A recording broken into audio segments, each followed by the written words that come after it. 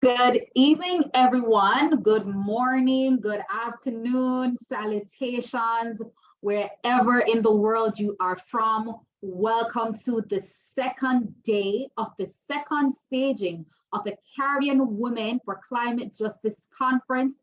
I am your host, Dana Lynn, the Global Yadi, and a proud member of the planning committee for this conference.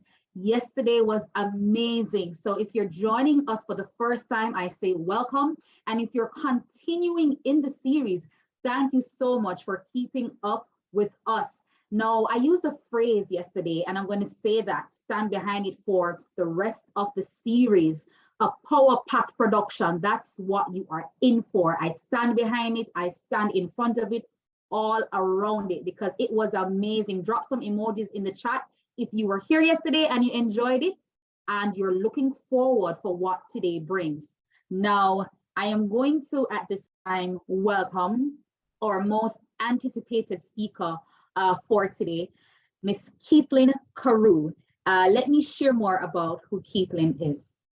A rural woman, first and foremost, Keithlin Caroo is an advocate and change maker in the fields of gender equity in agriculture and rural development in St. Lucia.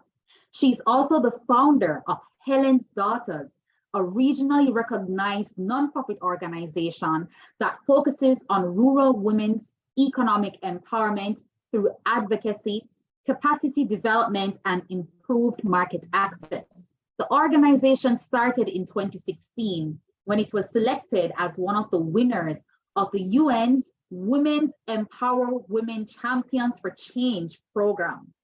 While her academic background lies in the field of international relations and political science, having served the last 5 years at the UN Secretariat in New York in the areas of peacekeeping and political affairs, she has never forgotten her farming roots, which is what led to the creation of Helen's Daughters.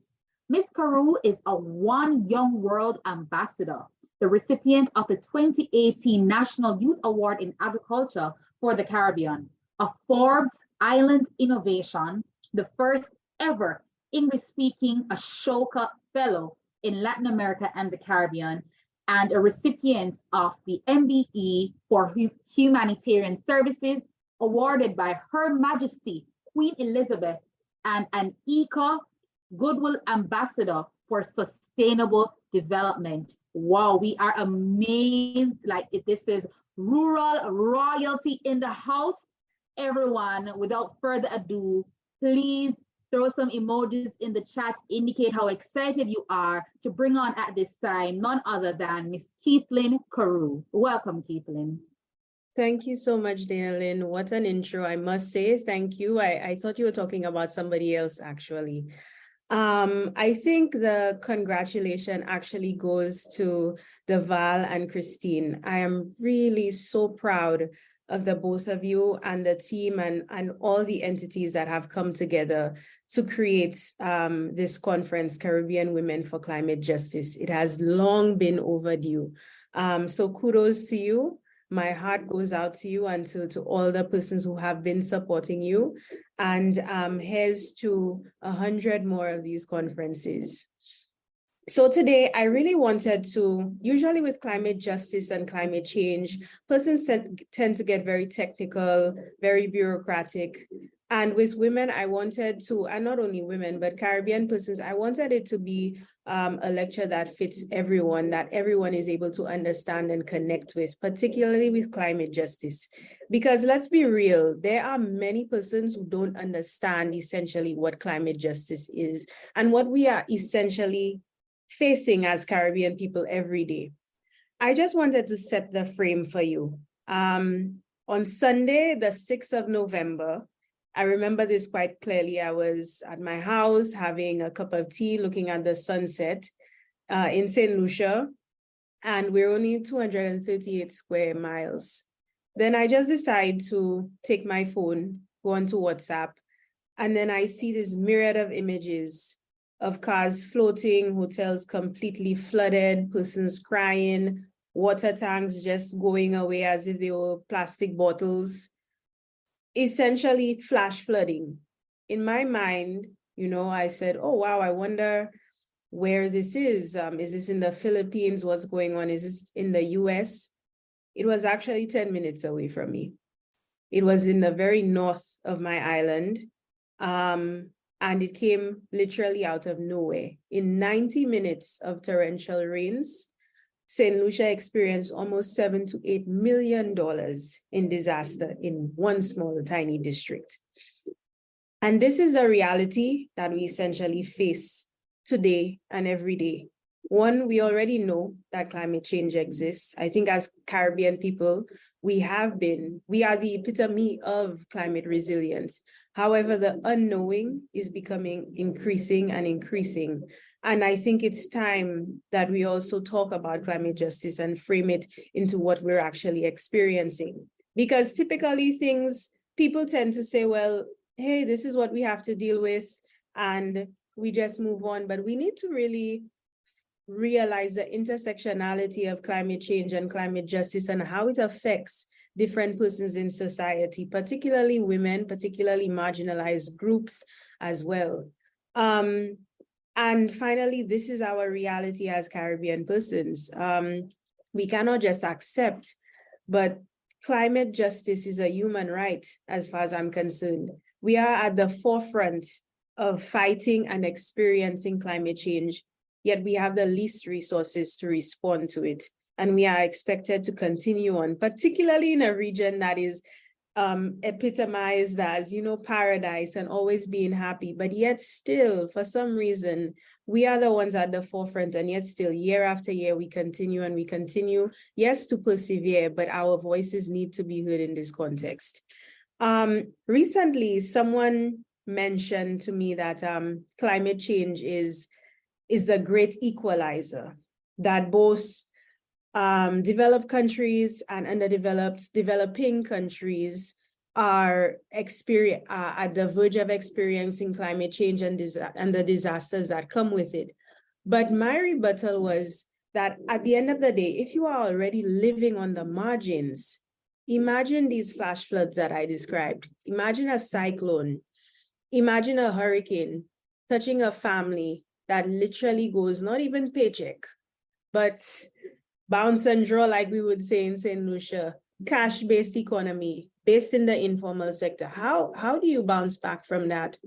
And that is my experience and the experience that I deal with every day when I deal with supporting women in agriculture. We have to realize that as Caribbean nationals, the climate crisis and climate justice really is interlinked to our history. When we look at the climate crisis, there would be no climate crisis without the Industrial Revolution. There would be no Industrial Revolution without slavery, without expansions for oil and gas, without expansions for sugar, and so forth, and all the necessities that the developed world needed to create the Industrial Revolution. And while I won't go into reparations, because that's a completely different conversation, but we have to realize the success of the global North has come at the expense of the global South, of us. And while we talk about climate change financing and all of these, topics and adaptation and so forth, but how do we adapt to something that we were already decades behind? In St. Lucia, for example, because agriculture is my heart and what I'm most passionate about, and I just wanted to present that in the climate change sphere and climate justice sphere. The agricultural sector was created for export. Obviously, as most islands, most Caribbean territories, sugar was king at first. For pre-independence in St. Lucia, it became bananas. But at what cost? Our rainforests, our valleys were cleared for monoculture.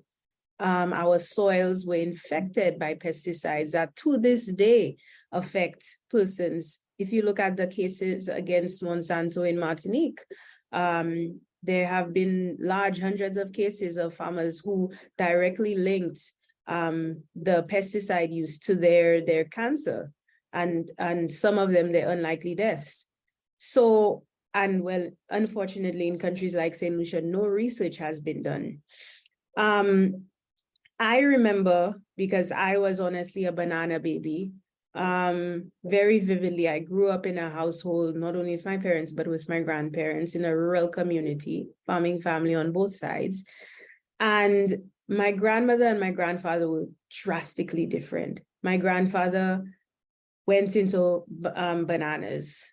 I can understand why, because at the end of the day, bananas did create a middle class in St. Lucia and other export markets, so agricultural export markets in the Caribbean did create a middle class before it was literally the plantocracy and obviously the persons, the former children of slaves. And all of a sudden, we had a thriving middle class who were able to buy vehicles and send their children to school and afford other luxuries that they otherwise would not have had.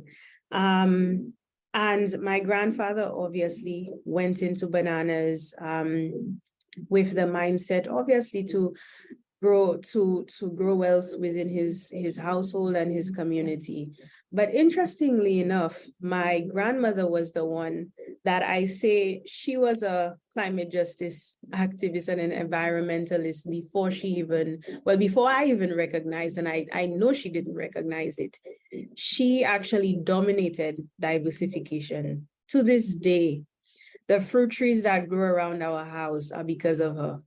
To this day, while banana died several times, and he's still dying in my country, she instilled in us the need to plant vegetables, fruits, roots and tubers, and so forth. She instilled in us the need to use less pesticides because for some reason she realized the effects on our health, perhaps. She also realized how it was to be climate resilient. I remember very early on with her, rainwater harvesting was something that I learned almost like washing dishes. I remembered how to make compost tea for the farm very early on. I remembered how to observe certain leaves that she had grown purposely, that their coat would turn white if there was a storm or a hurricane coming. So for me, while I do love my grandfather, but I did realize not only from my household, but from several others that women were very aware of not necessarily the fact that they were advocates and activists and so on within agriculture and the environment, but they were very aware of the strategies and the traditional knowledge to combat, more so be resilient to climate change as they noticed it from early on. Now, the funny thing is that life has a way of perhaps creating your own path. And I think I constantly say that my path wasn't chosen by me, but I think it was already predestined. As I said, I grew up in a rural community. I was never pushed into the agricultural sector. And I thought that my path was at the United Nations. Of course, I come from a relatively unknown village to a relatively poor family. And in St. Lucia, your last name can dictate who you are, where you come from. And I thought that by entering the UN, I would be somebody. I would make that change. I would add value to my last name. And essentially, I realized when I joined not too long, the UN, first thing, the lack of Caribbean representation at the highest levels. Second, while we do have Prime Minister Mia Mottley is doing an amazing job currently in advocating for us for a very long time, we lacked a voice within the climate change space. I love Greta, but at the same time, I think there's quite a few Caribbean Gretas as well. But where are they? We're not hearing from them, and in the highest levels as well. And I think the final thing that really hit me hard was that our leaders focused quite a bit on climate change financing and not necessarily intersectionality and how that financing was truly used. And that was my problem. By the second year at the UN, I had conceptualized Helen's Daughters, which was in a sense a tribute to my grandmother to support women in agriculture. At the time, I never realized that it would be in the nexus of climate change, of gender equality, of climate justice, of gender-based violence, a number of things. And slowly and surely, as life goes on, I realized. I left the UN 5 years later, and I started running Helen's Daughters full-time in 2021 after 4 years of running it part-time. And one of the things that I noticed as well, and I have previously mentioned, is that as countries that are at the forefront of climate change, one, developmental agencies that exist in the Caribbean tend to want to focus on programming, providing funding for programming and not for operations. And also, one of the other things I've noticed is that our regional funders tend to focus on projects and not on sustainability. So in the NGO and civil society sector, the older agencies, not all, but some, I did notice that they would start a project and they would stop, because at the end of the day, a project has a start and end date.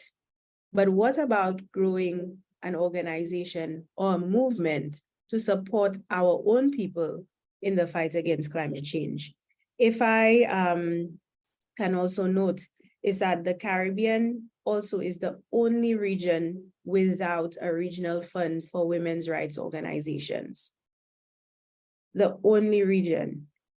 And perhaps it may be because in our reporting, I've always said the Caribbean is almost like a paradise paradox. In our reporting, we express ourselves, well, our leaders and so forth, create this story, this image of paradise, of sandy beaches and warm weather and blue waters. But the only time that they focus on disaster is for climate change financing.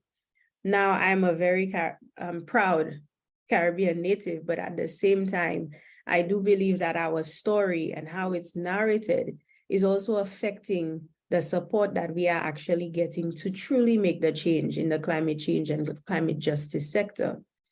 Another thing that I noticed in particular when I started running this grassroots and coming home full time was the fact that politics have thrived on keeping civil society weak until now, until you start seeing things like agencies like the Breadfruit Collective and also seeing conferences like Caribbean Women for Climate Justice. However, and Helen's Daughters, of course. However, I have noticed that because of the lack of advocacy, because of the lack of true Gretas, as I would say, and true civil society actors within our region, leaders have been able to negotiate on our behalf, but then where are the checks and balances later on? As I've said, we all know that leaders in particular in the Caribbean focus on climate change financing. But for me, I would mention the tool. Recently, a climate change financing tool was introduced maybe in the last 2 years in Lucia. And it has been gone through 2 financial institutions and so forth. But there's a relatively low uptake, even though 80% of collateral is covered. And why would there be only 4% uptake?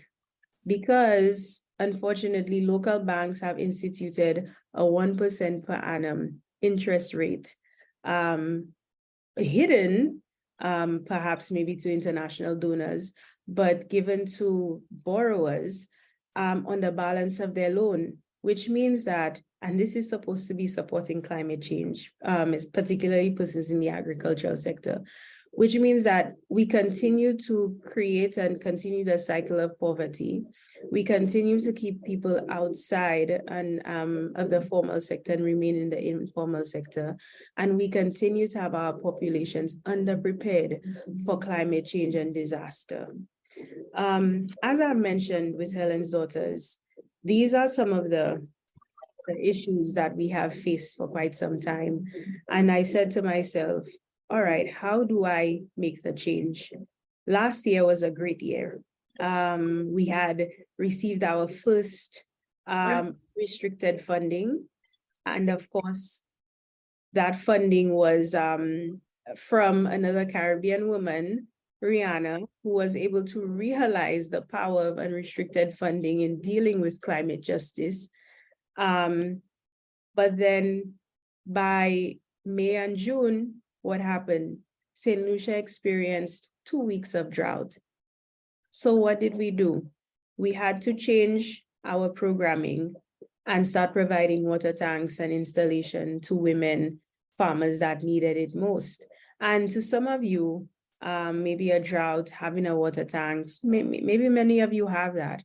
But to a woman farmer, it can present several scenarios. One, it can present the fact that this is not just not having water to bathe or to cook food. This is representing the fact that she can't earn a living. If all her crops die out, it's not just 1 month, it could be 2 or 3, depending on the crops that she grows. And how much sooner can she get back from that? And it's not just her, but most times it's an entire family. The second issue with water insecurity is we've had women in our instances who, because of the lack of not having water tanks and so forth, they actually had to basically farm near to rivers and water paths, which were in a sense closer, probably in more remote areas. And in some circumstances, what did that lead to? It led to sexual harassment. It led to, in one circumstance, an unreported rape, because she had to leave a safe area because of the lack of not having water to farm in an area where she could actually get water. And that's the intersectionality that we're talking about. That's the preparedness that we're talking about. Then the November troughs happened, a flash flood. Again, 2022 was supposed to be an amazing year for us, an amazing year for farmers. You know, we bounced back from COVID. We had got funding, we were providing things, and in 90 minutes of rain, almost 10 of our farmers completely depleted, from CMOS farms to apicultures, the honey beekeeper persons, to regular traditional farmers. Everything was completely lost. There was one woman who literally stood in the middle of a house and was surrounded by water all around, watching everything just wash away. And at the end of the day, as Caribbean people, while we are quite resilient, but there's also a price to be in that resilience. We need a voice. We need to stand up for our climate justice. And we also need to highlight the intersectionality between climate change and climate justice, and those that are essentially responsible for what's happening. First things first is that we need to change the landscape of grant making and donor funding in the Caribbean. We need to create a system of a strategy of sustainability, and one that not only supports governments, but also supports civil society and supports a social partnership between both sides. And finally, as a Caribbean people, as I've said, we need to highlight our own stories. They deserve to be told as well. We all can be Gretas. And I just want to say one final thing, which is that at the end of the day, I think as Caribbean people, again, resilience is one thing that we are known for, but it's time to make the change. It's time to stop seeing the blindedness and turn our beamers on to how it affects different parts of our society. In St. Lucia, for example, there's 2 different St. Lucias. There's the urban St. Lucia, where I feel like all the statistics are covered. And then there's a rural St. Lucia, which covers 80% of our country. And yet still all solutions, most funding, most opportunities focus on urban dwellers. meaning that 80% of the population is left behind. And that is I think the trend is very much the same in other Caribbean countries. Yes, we can be resilient, but to what cost? So today I challenge each and every one of you to fight for climate justice, to be aware of the intersectionality of climate change and its long-term effects, not just on you, but on your family, on your community, and on the nation. And to be our own Caribbean Greta, to raise our voices and fight for really what we deserve, actually. So I thank you once again for the opportunity to present tonight. And also, again, huge congratulations to Deval and Christine for this amazing, amazing opportunity and this amazing forum. Thank you. Wow, can we have in the chat, I'm going to say this, whether in the chats or send a reaction, the round of applause for Keithlin Caroo. And I'm also going to ask my sign language interpreters to also demonstrate to us how we applaud in sign language so we can give Keithlin, I'm seeing that. So let's all do that. If you want to turn on your cameras, give Keithlin the round of applause that she deserves. Thank you so much, Keithlin, for sharing. I found it a very gentle yet substantive and solid presentation, the way you have been able to incorporate your experience. And it even tugged at me because a lot of us, we have that balance. You spoke about your experience in the UN system, and while that was a good exposure, it was not hitting home, to create the kind of impact that we need in the Caribbean space. I took from your presentation the reality about, the Caribbean being described as a paradise paradox. And of course, we have to be responsible in how we communicate, what the Caribbean is all about, because of course, on one hand, we have the actual paradise of the white sandy beaches, but there is the underbelly as to how we are devastated by climate change impacts and how there's always room for more substantive mobilization. So I think I saw a question in the chat. Not sure if there are any specific questions to Keithlin, but Keithlin, while we give, I know you have to go, but we really have to ask you, in the spirit of this discussion, looking at gender sensitive leadership for a resilient Caribbean, what is one solution or advice that you would want to offer to the women and the allies and supporters of Caribbean women who are here, as to how we can create impact or hone our leadership style to address climate justice or to contribute to the climate crisis? That's a really great question. Take it from any angle, because I know it felt like a mouthful, but just any solution that you have to impart with us in relation to gender sensitive leadership. I think, like I've said, putting intersectionality first. As women, I think we naturally think about several things. And in our work, whether you're an NGO leader, or whatever you are, I think the same thing has to be done, is to figure out how marginalized groups are affected differently. There are different persons in society, and how these things, climate change affects each and every person. And then finally, I think as the Caribbean, we are islands, most of us, and we like to function as islands. And no woman or man should be an island.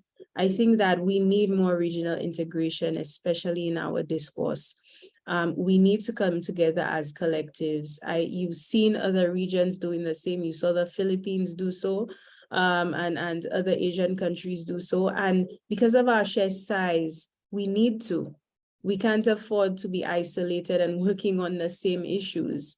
And also, I think finally, it's also because we can avoid replication. I think there is more strength in numbers. And I think the one is an African proverb that I usually like to use for my own self, is that if you want to go fast, you go alone.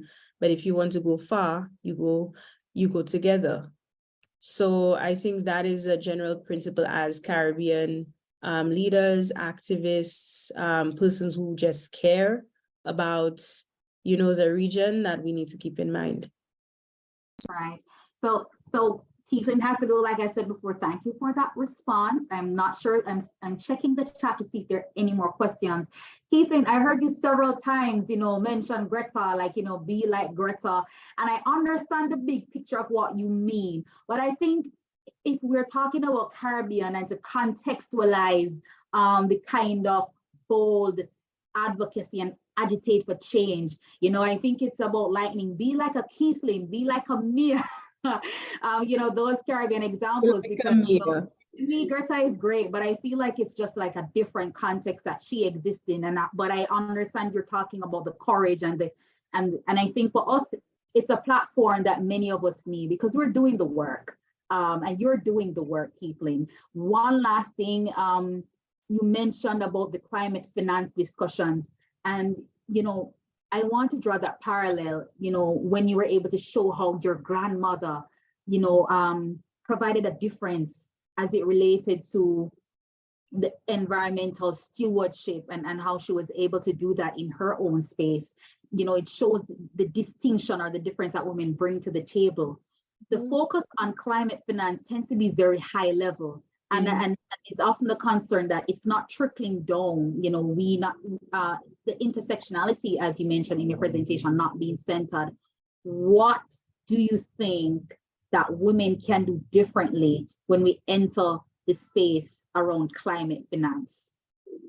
I think that while, like you said, climate financing is very top level, but I was almost going to mention the name, but the financial instrument that I had mentioned previous is that we have a right to also tackle and, in a sense, expose what's going on in our countries as well. Like for us, we reported this climate financing tool because at the end of the day, it wasn't helping more persons. It was only hurting persons, and it was also encouraging commercial banks to pretend that they were about development. And I think that is where we also have to function as watchdogs, which doesn't happen enough because there's all usually fear of retribution and reprisal, but there are ways to do so.